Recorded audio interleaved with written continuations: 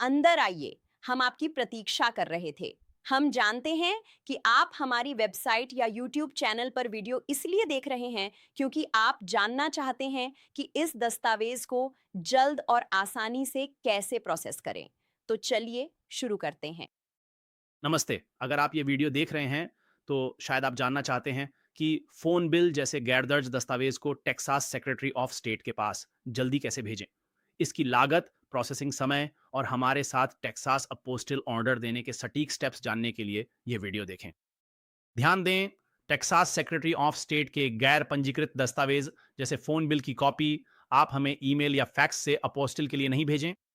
लेकिन एक अपवाद है जिस पर हम आगे चर्चा करेंगे। इसे डाक से भेजें या हमारे मुख्य ऑस्टिन टेक्सास कार्यालय में स्वयं आकर मूल हस्ताक्षरित प्रमाणित हलफनामा और फोन बिल की फोटोकॉपी जमा करें। दूसरा, सभी गैर दर्ज दस्तावेजों को टेक्सास के नोटरी पब्लिक द्वारा सही तरीके से वेट इंक में नोटराइज किया जाना चाहिए। आप किसी अन्य राज्य या देश के नोटरी का उपयोग नहीं कर सकते, केवल टेक्सास के नोटरी का ही उपयोग किया जा सकता है। फिर वकील या टेक्सास नोटरी को अपने दस्तावेज पर या तो यह जुरेट या एक्नॉलेजमेंट संलग्न करना होगा, जैसा कि यहां दिखाया गया है। फोन बिल का मतलब किसी भी प्रकार का फोन बिल हो सकता है। एक व्यावसायिक फ़ोन बिल, एक घर की लैंडलाइन फ़ोन बिल, अगर आपके पास अभी भी उनमें से कोई है, मुझे नहीं पता, ख़ैर ये चलता है। एक मोबाइल फ़ोन बिल और ये किसी भी देश का हो सकता है। ये ज़रूरी नहीं कि सिर्फ़ अमेरिका का ही हो, ये बस एक फ़ोन बिल होना चाहिए। और फिर आप अपने फ़ोन बिल की ब्लैक एंड व्हाइट या रंगीन फ़ोटोकॉपी बना सकते हैं। सेक्रेटरी ऑफ स्टेट को इससे कोई फ़र्क नहीं पड़ता। जब तक वह देश जो आपसे फ़ोन बिल की माँग कर रहा है, अपनी निर्देशों में विशेष रूप से यह नहीं कहता कि आपको उसकी रंगीन फ़ोटोकॉपी चाहिए, तब तक आप ब्लैक एंड व्हाइट कर सकते हैं। ये हमारे लिए या सेक्रेटरी ऑफ स्टेट के लिए कोई मायने नहीं रखता। बस इतना है कि हमने इसे शायद ही कभी देखा है। सुरक्षित रहने के लिए हमेशा रंगीन फोटोकॉपी ही बनवाएं। आप रंगीन फोटोकॉपी ले सकते हैं, ब्लैक एंड व्हाइट नहीं। हालांकि असल में इससे ज़्यादा फ़र्क नहीं पड़ता। तो आपको बस अपने फ़ोन बिल की फोटोकॉपी बनानी है और यह बात बेहद ही महत्वपूर्ण है। आपको हर एक पेज शामिल करना होगा। तो मान लीजिए आप जुलाई का फ़ोन बिल इस्तेमाल कर रहे हैं और वह 7 पेज का है। आपको उन सभी 7 पेजों की फ़ोटोकॉपी बनानी होगी। आप सिर्फ़ पहला पेज नहीं दे सकते जिस पर आपका बिल अमाउंट और आपका या आपकी कंपनी का नाम लिखा हो। आपको सभी पेजों की फ़ोटोकॉपी बनानी होगी, वरना सेक्रेटरी ऑफ स्टेट इसे अस्वीकार कर देगा। ख़ासकर अगर उन पर नंबर लिखे हों। अगर उन पर नंबर हैं, तो वे इसे अस्वीकार कर देंगे क्योंकि वे देख सकते हैं कि कुछ पेज गायब हैं। अगर 7 पेज का दस्तावेज़ है और आपने सिर्फ़ 3 दिए, तो वे इसे निश्चित रूप से अस्वीकार कर देंगे। इसलिए सुनिश्चित करें कि पूरे फ़ोन बिल के सभी पेजों की कॉपी आपके पास हो, ठीक है? फिर फ़ोटोकॉपी को यहाँ से प्रिंट कर लें। इसकी एक प्रमाणित प्रति, डेविड। ये वाला टेक्स्ट यहाँ से लेना है। ओह! ये सही नहीं हुआ। आप इसे यहाँ से ले सकते हैं। इसे कॉपी करके वर्ड डॉक्यूमेंट में पेस्ट और प्रिंट कर सकते हैं। आसान तरीका है, यहाँ इस पीडीएफ आइकन पर क्लिक करके इसे डाउनलोड कर लें। इस पीडीएफ में सभी हाइलाइट की गई चीज़ें डाउनलोड हो जाएँगी। और फिर आपको इसे सही तरीके से भरना होगा, वरना राज्य द्वारा या नोटरी की गलतियों के कारण रिजेक्ट कर दिया जाएगा। हमने इसे इतना आसान और स्पष्ट बना दिया है, लेकिन फिर भी नोटरी इस दस्तावेज़ में हमेशा बहुत सारी गलतियाँ कर देते हैं। यहाँ लिखा है, फ़ोन बिल धारक का नाम प्रिंट करें। ठीक है? तो अगर ये आपका आवासीय या आपका मोबाइल फ़ोन नंबर है, आपका व्यक्तिगत मोबाइल फ़ोन या आवासीय फ़ोन नंबर है, तो आप अपना नाम ठीक उसी तरह प्रिंट करते हैं, जैसा कि आपके फ़ोन बिल पर होता है। बहुत ज़रूरी। तो अगर आपके फ़ोन बिल पर आपका नाम जॉन डी लिखा है, डो, आपको यहाँ अपना नाम जॉन डी के रूप में लिखना होगा, हिरनी। यदि आपके फ़ोन बिल पर आपका नाम जॉन जैक्सन डो लिखा है, तो आपको अपना नाम जॉन जैक्सन डो ही प्रिंट करना होगा। अगर आपके फ़ोन बिल पर कोई मिडल नेम या मिडल इनिशियल नहीं है, तो आप उसे नहीं डाल सकते। चाहे आप अपना नाम वैसे ना लिखते हों। हो सकता है आप हमेशा अपना नाम जॉन डो के रूप में साइन करते हों, लेकिन अगर आपके फ़ोन बिल पर जॉन डी, डील या जॉन जैक्सन डो लिखा है, तो आपको अपना नाम बिल्कुल वैसे ही प्रिंट करना है जैसा फ़ोन बिल पर है। ये बहुत ज़रूरी है। और यहाँ आप साइन नहीं करते, यहाँ सिर्फ प्रिंट करना है। आप यहाँ अपना नाम प्रिंट करेंगे और फिर फ़ोन बिल धारक के रूप में यहाँ साइन करेंगे। ठीक है, और नोटरी यहाँ गलती कर देते हैं। हम कहते हैं कि फ़ोन बिल धारक का नाम यानी आपका नाम प्रिंट करें। उन्हें आपका नाम वैसे ही प्रिंट करना होगा जैसा मैंने बताया है। ये फ़ोन बिल जैसा ही हो। नोटरी अक्सर गलती से कह देते हैं, यहाँ साइन करें। आपका दस्तावेज़ रिजेक्ट हो जाएगा। फिर नोटरी गलती करते हैं और वहाँ आपका नाम प्रिंट करने की बजाय अपना नाम प्रिंट कर देते हैं। दस्तावेज़ रिजेक्ट हो जाएगा। तो फिर से ठीक इसी फ़ील्ड में नोटरी या आपको अपना नाम प्रिंट करना है, साइन नहीं करना है और ना ही नोटरी को, बल्कि आपका नाम यानी फ़ोन बिल पर जिस व्यक्ति का नाम है। और फिर नोटरी यहाँ साइन करेंगे। अब अगर आपके फ़ोन बिल पर किसी का नाम नहीं है, जो कि बहुत कम होता है, लेकिन अगर आपके पास कोई कंपनी या कॉरपोरेशन है और फ़ोन बिल पर सिर्फ कंपनी का नाम लिखा है, तो फिर आपको कंपनी के किसी अधिकारी से उस पर साइन करवाना होगा और फिर मैं वहाँ अधिकारी का पद भी लिखूँगा। तो फिर जहाँ पर भी प्रिंट फ़ोन बिलर्स लिखा हुआ दिखाई दे रहा है, वहाँ पर मैं अब अपनी तरफ से John Doe vice president type करके लिख दूँगा। आप जानते हैं, यहाँ भी वही बात लागू होती है। अगर ये कॉर्पोरेट है और फ़ोन बिल पर किसी व्यक्ति का नाम नहीं है, सिर्फ लिखा है, जैसे माइक्रोसॉफ्ट, इस पर किसी का नाम नहीं है, ये सिर्फ कंपनी का नाम है, तो आपको वहाँ अपना नाम प्रिंट करना होगा। आप नाम प्रिंट करेंगे और फिर लिखेंगे वीपी या आपकी कंपनी में जो भी आपका पद है। आप टेक्सास ई नोटरी यानी ऑनलाइन नोटरी का भी उपयोग कर सकते हैं। अगर आप टेक्सास या अमेरिका से बाहर हैं, तो अपने दस्तावेज ऑनलाइन नोटराइज करवा सकते हैं। इस स्थिति में हमारे संपर्क करें पेज से ई दस्तावेज अपलोड कर भेजें, जिससे आपको कुछ भी मेल करने की जरूरत नहीं होगी। इस पेज से आप 3 तरीकों से हमसे संपर्क कर सकते हैं। आप यहाँ क्लिक कर सकते हैं, आप उस पर क्लिक कर सकते हैं या आप यहाँ क्लिक कर सकते हैं। नीचे दिए गए बटन पर क्लिक करके हमारे टेक्सास अपोस्टिल ऑर्डर फॉर्म पेज पर पहुंच सकते हैं। आपको ऑनलाइन फॉर्म भरकर उसे प्रिंट करना अनिवार्य होगा। फिर प्रीपेड फेडेक्स या यूपीएस लेबल के साथ हमें मेल या ड्रॉप ऑफ करें, ताकि हम दस्तावेज दुनिया में किसी भी स्थान पर सुरक्षित रूप से वापस भेज सकें। यदि आप ई नोटराइजेशन चुनते हैं तो कुछ भी भेजने की ज़रूरत नहीं है। बस हमारे संपर्क पेज पर अपने तीनों दस्तावेजों को अपलोड करना पूरी तरह से सुनिश्चित करें। आपको अपनी ई नोटराइज्ड हलफनामे की प्रति और फोन बिल के सभी पन्नों की फोटोकॉपी अपलोड करनी होगी। साथ ही अपने बनाए गए प्रीपेड फेडेक्स या यूपीएस शिपिंग लेबल का पीडीएफ भी अपलोड करें। और तीसरा, आपको हमारे ऑर्डर फॉर्म पेज का पीडीएफ अपलोड करना होगा, जो हमारे ऑर्डर फॉर्म से लिया गया हो। ठीक है, तो जब आप हमारे ऑर्डर फॉर्म पेज पर जाएंगे तो हार्ड कॉपी प्रिंट करने के बजाय अपने कंप्यूटर की प्रिंटर सेटिंग्स में सेव एज पीडीएफ का विकल्प चुनें। इससे ऑर्डर फॉर्म पूरा होने पर वह पेज पीडीएफ के रूप में सेव हो जाएगा और फिर आप उस पीडीएफ को सेव करें और उसे हमारी संपर्क पेज पर अपलोड करें। बस इतना ही। आपको कहीं ड्राइव करने की ज़रूरत नहीं है, आपको कहीं उड़ने की ज़रूरत नहीं है, हमें कुछ भी मेल करने की ज़रूरत नहीं है। आप यह सब इलेक्ट्रॉनिक रूप से कहीं से भी कर सकते हैं। अगला है दूसरा चरण, शिपिंग निर्देश। ये दूसरा चरण है। मैं आपको बताऊंगा कि आप दस्तावेज हमें कैसे भेजेंगे और हम आपके पास दस्तावेज कैसे वापस भेजेंगे। तो शिपिंग भेजने और मंगवाने की प्रक्रिया और आपको शिपिंग लेबल कैसे बनाना है और आपको क्या करना है, इसके बारे में। तो ये इस पर निर्भर करता है कि आप राज्य, संघीय या दूतावास स्तर के दस्तावेज, अपोस्टिल या तीनों ले रहे हैं। अगर आप जा रहे हैं, उदाहरण के लिए अगर कोई देश हेग कन्वेंशन में नहीं है, तो आपको लीगलाइजेशन की प्रक्रिया से गुजरना पड़ता है, जिसे दस्तावेज लीगलाइजेशन या एटेस्टेशन प्रक्रिया कहा जाता है। और अगर यह राज्य स्तर का दस्तावेज है, जैसे कि जन्म प्रमाण पत्र, मान लीजिए वियतनाम या थाईलैंड के लिए, तो आपको इसे पहले टेक्सास राज्य स्तर पर, फिर अमेरिकी विदेश विभाग में और फिर उस देश के दूतावास में करवाना होगा। और ये तीसरा चरण है, तो मैं आपको ये सब बताऊंगा कि आपको शिपिंग कैसे करनी है। तो अपने दस्तावेज हमें भेजने के लिए आमतौर पर केवल 2 तरीके होंगे। एक, जो कि सबसे आसान तरीका, जिसकी हम लगभग सभी को सलाह देते हैं, वह है दस्तावेजों को हमारे ऑस्टिन पते पर मेल करना, जो ऑन ऑर्डर फॉर्म और दिए गए शिपिंग निर्देशों में है। अगर आप ऑस्टिन क्षेत्र में रहते हैं, तो आप दस्तावेज स्वयं भी दे सकते हैं। हालांकि जैसा कि हम चरण 3 में बताते हैं, मेल करने या स्वयं देने से प्रक्रिया बिल्कुल भी तेज नहीं होती। ये वॉक इन सेवा नहीं है। आप हमारे कार्यालय में आकर तुरंत अपोस्टिल लेकर बाहर नहीं जा सकते। अपोस्टिल केवल Texas secretary of state, Washington DC में यूएस डिपार्टमेंट ऑफ स्टेट में ही किए जाते हैं, या उस विदेशी देश के कांसुलर दूतावास में। और हम सभी लीगलाइजेशन अपने डीसी कार्यालय में, डीसी में स्थित सभी विदेशी दूतावासों में करते हैं, जहां दुनिया के 99% विदेशी दूतावास स्थित हैं। तो मैं आपको बताने जा रहा हूं कि आपको क्या करना है। अगर आप अपने दस्तावेज हमें मेल करने जा रहे हैं, तो कृपया पोस्ट ऑफिस का इस्तेमाल न करें। यूनाइटेड स्टेट्स पोस्ट ऑफिस का इस्तेमाल न करें। वे लगातार दस्तावेज खो देते हैं। हर साल वे किसी कारण से अरबों डॉलर का नुकसान करते हैं। वे अयोग्य हैं, वे अविश्वसनीय हैं, उनका इस्तेमाल न करें। अपने दस्तावेज हमें मेल न करें, या हमें दस्तावेज वापस मेल न करवाएं, क्योंकि इनकी ट्रैकिंग बहुत खराब होती है। हम फेडेक्स की सलाह देते हैं। आप फेडेक्स, यूपीएस या डीएचएल का इस्तेमाल कर सकते हैं, जो यूरोप, दक्षिण और सेंट्रल अमेरिका में बहुत लोकप्रिय है।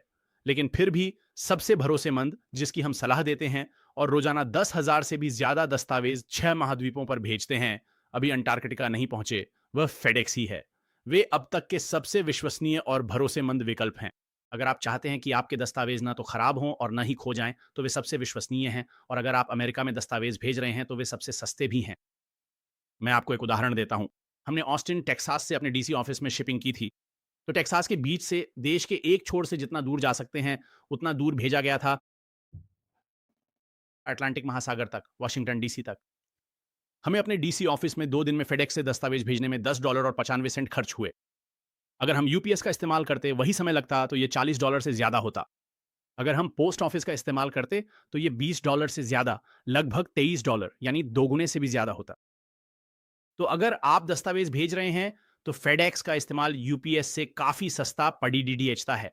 और पोस्ट ऑफिस की बात करें, अगर आप इसे 1 या 2 दिन में जल्दी भेजना चाहते हैं तो फेडेक्स वन विकल्प ही सबसे सस्ता है। हमारे शिपिंग पेज पर दिया गया वीडियो इसे विस्तार से समझाएगा। तो ये वे लिंक हैं जिन पर आपको क्लिक करना है। तो ये एक लंबा वीडियो होगा, लगभग 15 से 20 मिनट का एक और वीडियो। ये आपको ऐसी चीज के बारे में बताएगा जो फेडेक्स या यूपीएस अपनी वेबसाइट पर भी नहीं करते हैं।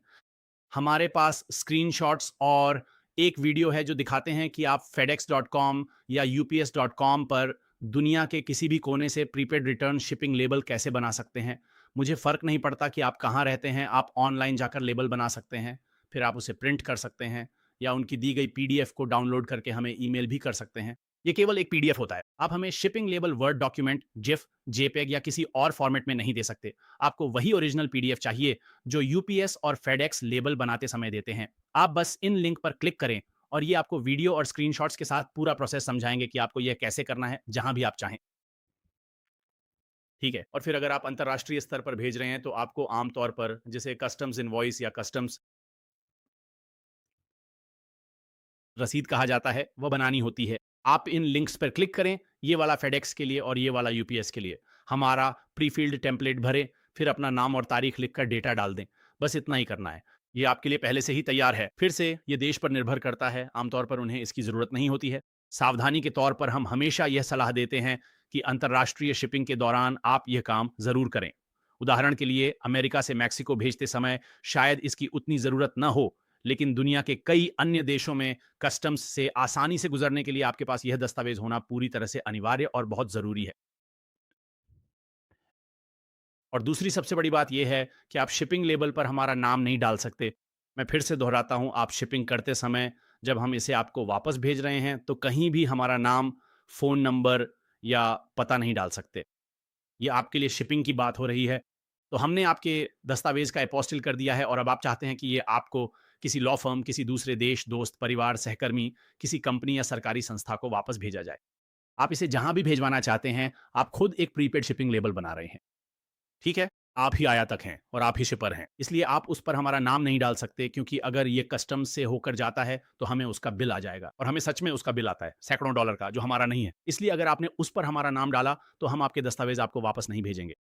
मान लीजिए आप एक लिफाफा भेज रहे हैं जिसमें संयुक्त राज्य अमेरिका में ऊपर बाईं ओर प्रेषक का पता लिखा जाता है। मतलब अगर जिस पते पर आप भेज रहे हैं वह गलत है और पोस्ट ऑफिस वहां डिलीवर नहीं कर सकता, तो वे वह डाक आपको वापस भेज देंगे। यही हम आपसे मांग रहे हैं। आप उसमें हमारा पता नहीं डाल सकते। कोई भी पता डाल दें, इससे फ़र्क नहीं पड़ता। आप अपने दोस्त, रिश्तेदार, सहकर्मी या किसी बिज़नेस का पता डाल सकते हैं। कोई फ़र्क नहीं पड़ता। बस आप उसमें हमारी जानकारी नहीं डाल सकते। फिर से आप बस अपनी जानकारी डाल सकते हैं। यही लोग करते हैं। पता टू और फ्रॉम दोनों में लिखें। इसे भेजते समय आप चाहें तो यह यूरोप वापस लौटे। अमेरिका में रहने वाले दोस्तों या परिवार का पता इस्तेमाल करें। ये डॉकिंग वापसी के लिए आवश्यक है। साथ ही कस्टम्स के दौरान शुल्क न चुकाने पर बिल भेजने हेतु उनके पास एक पता होना चाहिए। इससे कोई फर्क नहीं पड़ता, बस आप हमारा पता नहीं डाल सकते। ये बहुत आसान है। फिर इन दोनों में आप इस पे क्लिक करें, हम इसका मतलब बताएंगे और इसे कैसे करना है। जब आप फेडेक्स या यूपीएस पर या ऑनलाइन जाते हैं तो वे पूछते हैं कि ये कहाँ से भेजा जा रहा है। आप बस हमारा पता या फ़ोन नंबर वहाँ नहीं डाल सकते। ये बहुत आसान है और लोग रोज़ ऐसा करते हैं। लोग कहते हैं हमसे नहीं होगा, आप कर सकते हैं, बस तरीका गलत है, हमारे निर्देश मानें। इसे ऑनलाइन करें। फेडेक्स या यूपीएस स्टोर में जाकर ये करने की कोशिश न करें, क्योंकि अक्सर वहाँ के लोग नहीं जानते कि वे किस बारे में बात कर रहे हैं। आप इसे बस ऑनलाइन कर सकते हैं। हम हर दिन दुनिया के हर देश से ये काम करवाते हैं। आप ऑनलाइन लेबल बना सकते हैं हमारा पता इस्तेमाल किए बिना, क्योंकि फिर से आप ऑनलाइन लेबल बना रहे हैं और आप ही इसके लिए भुगतान कर रहे हैं, हम नहीं। हम तो बस आपके लिए फेडेक्स, यूपीएस या डीएचएल पर इसे जमा करवा रहे हैं। तो आप हमारा पता नहीं डाल सकते, क्योंकि फिर तकनीकी रूप से फेडेक्स, यूपीएस या डीएचएल की नज़र में हम ही आयातक बन जाते हैं, हम ही शिपर बन जाते हैं। क्या आप मेरी बात समझ पा रहे हैं? सारी जिम्मेदारी, कानूनी जिम्मेदारी हमारी कंपनी पर आ जाती है और हम ऐसा नहीं कर सकते। कंपनी की कानूनी नीति के अनुसार यह संभव नहीं है, इसलिए कृपया शिपिंग लेबल पर हमारा पता न डालें। यह हद बहुत महत्वपूर्ण है क्योंकि हम इसे बिल्कुल भी शिप नहीं करेंगे। हम इसे वापस नहीं भेजेंगे, हम आपसे संपर्क करके नया शिपिंग लेबल भेजने को कहेंगे। अगर आपने अंतर्राष्ट्रीय ऑर्डर पर हमारा पता, फ़ोन या नाम डाल दिया, ख़ासकर अगर वे अंतर्राष्ट्रीय जा रहा है, तो हम उसे शिप नहीं करेंगे। तो ये बहुत महत्वपूर्ण है। अगर आपके पास समय की कमी है और ये दस्तावेज़ जल्दी वापस चाहिए, तो फिर नया लेबल भेजने और हमसे संपर्क करने में कई दिन लग सकते हैं। इसलिए कृपया इन निर्देशों का पालन करें और इस प्रीपेड शिपिंग लेबल पर हमारा नाम, पता या फ़ोन नंबर ना डालें। तो हाँ, शिपिंग के बारे में मूल रूप से इतना ही है। ये फिर से बहुत आसान है। आप बस हमें फिर से अगर आप हमें दस्तावेज़ ड्रॉप ऑफ करने जा रहे हैं, आप दस्तावेज़ ड्रॉप ऑफ कर सकते हैं और साथ में प्रीपेड शिपिंग लेबल भी दे सकते हैं, ताकि हम उन्हें वापस मेल कर सकें। आप उन्हें ड्रॉप ऑफ करते हैं और हम उन्हें आपको भेज देंगे। कई लोग ऐसा करते हैं। तो आप ऑनलाइन जाकर अपना शिपिंग लेबल बनाते हैं और हमारे ऑस्टिन ऑफिस में दस्तावेज़ जमा करने के बाद, जैसा कि स्टेप 3 में बताया गया है, सेक्रेटरी ऑफ स्टेट के प्रोसेसिंग समय के अनुसार वे आपको वापस मिल जाएँगे या फिर संघीय सरकार को या दूतावास को तो हम आपको वापस भेज देंगे। तो बस इतना ही, धन्यवाद। ये स्टेप 3 है। मैं आपको हमारी मौजूदा कीमतों के बारे में बताने जा रहा हूँ और अगर आप हमें ज़रूरी दस्तावेज़ों को ड्रॉप ऑफ करने वाले हैं, तो हमारी टर्न अराउंड टाइम्स जो आज की तारीख 30 नवंबर 2025 की स्थिति में हैं, वे ये हैं। तो अगर आप हमें दस्तावेज़ ड्रॉप ऑफ करने वाले हैं, तो आपको क्या करना होगा कि आपको हमारा ऑर्डर फॉर्म ऑनलाइन पूरी तरह से भरकर उसे प्रिंट करना होगा। आपको यहाँ नीचे क्लिक करना होगा, ठीक यहाँ, इसे क्लिक करके आप हमारे ऑर्डर फॉर्म पेज पर पहुँच जाएँगे और वही आपको ऑनलाइन भरना है और फिर उसे प्रिंट करना है। वहाँ एक और वीडियो भी है जो आपको बताएगा कि ऑर्डर फॉर्म कैसे भरना है और बाकी सारी जानकारी भी देगा। तो अगर आप अपने दस्तावेज़ हमें डाक से भेजने वाले हैं, जो ज़्यादातर लोग करते हैं, तो आप हमारा ऑर्डर फॉर्म प्रिंट करें और फिर उसे अपने दस्तावेज़ों के साथ, जैसा कि हम स्टेप 2 में बताते हैं, हमें भेज दें। अगर आप अपने दस्तावेज़ हमें व्यक्तिगत रूप से ड्रॉप ऑफ करने वाले हैं, तो इससे प्रक्रिया तेज़ नहीं होती है और मैं इसके बारे में आगे बताऊँगा। अगर आप हमारे ऑस्टिन ऑफिस में दस्तावेज़ जमा करने जा रहे हैं, जो कि हमारा एकमात्र स्थान है, ना ह्यूस्टन, ना डलास, सिर्फ़ हमारा ऑस्टिन ऑफिस, तो आप अपने दस्तावेज़ वहाँ जमा कर सकते हैं। तो अगर आप ऑस्टिन क्षेत्र में रहते हैं, तो आपको हमारा ऑन ऑर्डर फॉर्म प्रिंट करना होगा और उसे अपने दस्तावेज़ों के साथ लाना होगा। और अब मैं इसके बारे में विस्तार से बताने जा रहा हूँ। हमारे कट ऑफ टाइम्स हैं। तो उसी दिन की सेवा के लिए इसका मतलब है कि हम आपके कानूनी दस्तावेज़ टेक्सास सेक्रेटरी ऑफ स्टेट के पास फाइल करेंगे। सोमवार से शुक्रवार दोपहर 12 बजे सेंट्रल टाइम तक दस्तावेज मिलने पर यह सेवा उपलब्ध है, बशर्ते कोई सरकारी छुट्टी ना हो। तो जब भी सेक्रेटरी ऑफ स्टेट का दफ्तर खुला हो, वे संघीय और राज्य अवकाशों के अलावा भी बंद हो सकते हैं। जैसे इस साल 4 जुलाई के बाद वाले सोमवार को भी वे बंद थे। वह कोई संघीय अवकाश नहीं था और इस हफ्ते बुधवार को भी वे बंद थे, थैंक्सगिविंग से पहले, और वह भी कोई संघीय अवकाश नहीं है। या ब्लैक फ्राइडे को भी वे बंद रहते हैं। वह भी कोई संघीय अवकाश नहीं है, लेकिन वे बंद रहते हैं। इस हफ्ते वे 3 दिन के लिए बंद हैं और क्रिसमस के लिए भी वे 3 दिन बंद रहेंगे। उन्होंने पहले ही घोषणा कर दी है, क्रिसमस ईव के दिन से 1 दिन पहले से। क्रिसमस ईव कोई संघीय अवकाश नहीं है, इसीलिए उनके बंद होने पर हम आपके दस्तावेज फाइल नहीं कर सकते। ध्यान रखें ताकि आपको टर्न अराउंड समय का पता रहे। कोई भी कंपनी आपके दस्तावेज तब तक फाइल नहीं कर सकती जब तक राज्य सचिव कार्यालय खुला ना हो। तो अगर हमें आपके दस्तावेज सोमवार से शुक्रवार, जब वे खुले होते हैं, दोपहर 12 बजे सेंट्रल स्टैंडर्ड टाइम तक मिल जाते हैं, तो हम गारंटी देते हैं कि अगर हमें वे 12 बजे तक मिल गए, तो हम उन्हें टेक्सास राज्य में फाइल कर देंगे। फिर उनके टर्न अराउंड समय के अनुसार वे बदल सकते हैं। हम इस पर नियंत्रण नहीं रखते। कोई भी कंपनी, कोई भी व्यक्ति इस बात को नियंत्रित नहीं कर सकता कि वे कितनी जल्दी दस्तावेज प्रोसेस करेंगे। अभी के लिए, और हम इसे हर महीने बदलते हैं, जैसे अभी कुछ घंटों में ये दिसंबर 2025 में बदल जाएगा। तो अगर आप ये वीडियो भविष्य में 2026 में देख रहे हैं या 2027 में, इस वीडियो में जो भी दिख रहा है उसे भूल जाइए। जो भी इस पेज पर लिखा है वही वर्तमान में सेक्रेटरी ऑफ स्टेट के लिए टर्न अराउंड टाइम है और मैं इसे हमारे उदाहरणों के साथ समझाऊंगा। तो अभी नवंबर 2025 में सेक्रेटरी ऑफ स्टेट को दस्तावेजों पर अपोस्टिल जारी करने में 0 से 2 कार्य दिवस लगते हैं और मैं समझाऊंगा कि 0 दिन का क्या मतलब है। ठीक है, तो हम यहाँ कुछ परिदृश्य देते हैं। अगर हमें आपके कागजात डाक या सेंट्रल टाइम दोपहर 12 से पहले ड्रॉप ऑफ से मिलते हैं, तो हम डॉक्यूमेंट फाइल कर देंगे। संभव है कि सेक्रेटरी ऑफ स्टेट उसी दिन अपोस्टिल जारी कर दें। समान दिन का मतलब है कि हम आपके दस्तावेज दोपहर तक प्राप्त कर उसी दिन दाखिल करेंगे और वे भी संभवतः उसी दिन इसे जारी कर देंगे। फिर हम उसे आपको वापस भेज देंगे। यही 0 दिन है। या फिर हमारे दाखिल करने के बाद उन्हें आपको जारी करने में 2 कार्य दिवस तक भी लग सकते हैं। ठीक है? तो मैं यहाँ हमारे उदाहरण समझाने जा रहा हूँ। तो परिदृश्य 1, हमें आपके दस्तावेज़ सोमवार को दोपहर 12 बजे central standard time cut on off से पहले या तक मिल जाते हैं और फिर हम उसी दिन इसे दाखिल कर देते हैं। सेक्रेटरी ऑफ स्टेट आपके दस्तावेज़ों पर उसी दिन अपोस्टिल जारी कर सकते हैं, जो कि 0 दिन है। अगले कार्य दिवस पर वे ये कर सकते हैं, जो 1 दिन या 2 कार्य दिवस हो सकते हैं। तो सबसे खराब स्थिति में आपको ये बुधवार को मिलेगा और आपके पास वापस मेल कर दिया जाएगा। तो ये वास्तव में सबसे अच्छी स्थिति होगी। अगर हमें आपका दस्तावेज दोपहर 12 बजे तक प्राप्त हो जाता है, ठीक है। दूसरा उदाहरण ये है कि अगर हमें आपका दस्तावेज दोपहर 12 बजे के बाद मिलता है, तो अगर आप हमें मेल करते हैं और हमें दोपहर में यूपीएस, फेडेक्स या डीएचएल से यह मिलता है, या आप इसे हमारे ऑफिस में शाम 4 या 5 बजे तक छोड़ते हैं, लोग 5 बजे से पहले भी दस्तावेज छोड़ते हैं उसी सोमवार को, हम इसे अगले दिन ही दाखिल करेंगे। हम इसे अगले कार्य दिवस में दाखिल करेंगे और फिर वे उसी दिन इसे जारी कर सकते हैं, यानी 0 दिन में। वे इसे अगले कार्य दिवस में 1 दिन या 2 कार्य दिवसों में भी जारी कर सकते हैं। तो सबसे खराब स्थिति में हम इसे उठाकर उसी गुरुवार को आपको वापस मेल कर सकते हैं। तो फिर से दोनों स्थितियों में अगर हमें आपका दस्तावेज सोमवार को मिलता है, चाहे दोपहर से पहले या बाद में, यह बुधवार या गुरुवार को होगा। तो फिर से बिल्कुल सबसे खराब स्थिति में, जब तक ज़ोंबी प्रलय, ऑर्क विद्रोह या एलियन आक्रमण ना हो, अगर आप सोमवार को करते हैं तो यह गुरुवार को आपको वापस मेल कर दिया जाएगा। सबसे खराब और सबसे अच्छी स्थिति में इसे सोमवार को भी आपको वापस मेल किया जा सकता है। तो बस इसे एक बार फिर से समझ लेते हैं और मैं इस बात पर जोर देना चाहता हूं, अगर आप हमारे मुख्य ऑस्टिन कार्यालय में स्वयं दस्तावेज जमा करते हैं तो यह प्रक्रिया को तेज नहीं करता, बजाय इसके कि आप मेल से भेजें। इससे कोई फर्क नहीं पड़ता कि हमें ये दोपहर से पहले या बाद में ड्रॉप ऑफ से मिले या मेल से, प्रोसेसिंग का समय उतना ही रहेगा। बहुत से लोग हमारी वेबसाइट नहीं पढ़ते, हमसे संपर्क नहीं करते और ये सोचकर आते हैं कि काम उसी दिन हो जाएगा, और ये संभव नहीं है क्योंकि यह विदेश मंत्री का मामला है। यह उन पर है। वे तय करेंगे कि इसे उसी दिन, अगले दिन या 2 दिन बाद जारी करना है। यदि आप ऑस्टिन क्षेत्र में नहीं रहते तो इससे प्रक्रिया तेज नहीं होती। बस अपने दस्तावेज हमें रातों रात भेज दें, जैसा कि हमने दूसरे चरण में बताया है। और ये कीमतें आज की तारीख के अनुसार हैं। ये अगले साल 2026, 2027 या 2028 में बदल सकते हैं, जब भी आप ये वीडियो देख रहे हों। लेकिन इस वीडियो में जो कहा गया है उस पर भरोसा मत करो। यहाँ जो लिखा है उसी के अनुसार चलें। यहाँ जो भी लिखा है, ठीक यहीं इस समय जो भी लिखा है वही वर्तमान कीमत है। तो पहले दस्तावेज के लिए, अगर आपको एक दस्तावेज को सेक्रेटरी ऑफ स्टेट से अपोस्टिल करवाना है तो इसकी कीमत $95 है और इसमें सभी फाइलिंग शुल्क शामिल हैं। तो आपको हमें कोई चेक या मनी ऑन ऑर्डर या कैशियर का चेक नहीं भेजना है। आपको राज्य फाइलिंग शुल्क के लिए हमें पैसे नहीं भेजने हैं और आपको कागजी कार्रवाई भी नहीं करनी है। आप हमें राज्य का फॉर्म नहीं भेजते। हमारे पास अपने फॉर्म हैं और हम फाइलिंग शुल्क का भुगतान करते हैं। तो ये सिर्फ $95 है। बस इतना ही, कोई टैक्स नहीं है। ये सिर्फ $95 फिक्स है। बस यही आपको देना है।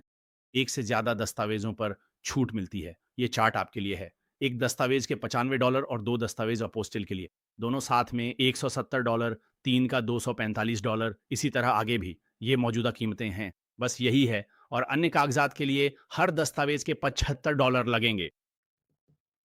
जब आप ऑर्डर देने के लिए तैयार हों तो इस बटन पर क्लिक करें और ये आपको हमारे टेक्सास अपोस्टिल ऑन ऑर्डर फॉर्म पर ले जाएगा। ध्यान दें, ये सिर्फ टेक्सास के लिए है। ये ना तो संघीय मूल्य निर्धारण के लिए है और न ही कॉर्पोरेट मूल्य निर्धारण के लिए, न ही टेक्सास कॉर्पोरेट दस्तावेजों के अपोस्टिल के लिए या दूतावास शुल्क के लिए। ये विशेष रूप से केवल टेक्सास सेक्रेटरी ऑफ स्टेट और टेक्सास दस्तावेजों के लिए है। इसलिए टेक्सास के नोटरी द्वारा प्रमाणित दस्तावेज या टेक्सास की किसी संस्था, शहर, राज्य, काउंटी या राज्य सरकार द्वारा जारी किए गए दस्तावेज, जैसे कि टेक्सास का जन्म प्रमाण पत्र, मृत्यु प्रमाण पत्र, विवाह लाइसेंस, तलाक का आदेश, आपराधिक record check, driving licence, power of attorney आदि। तो ये तीसरा चरण है। धन्यवाद।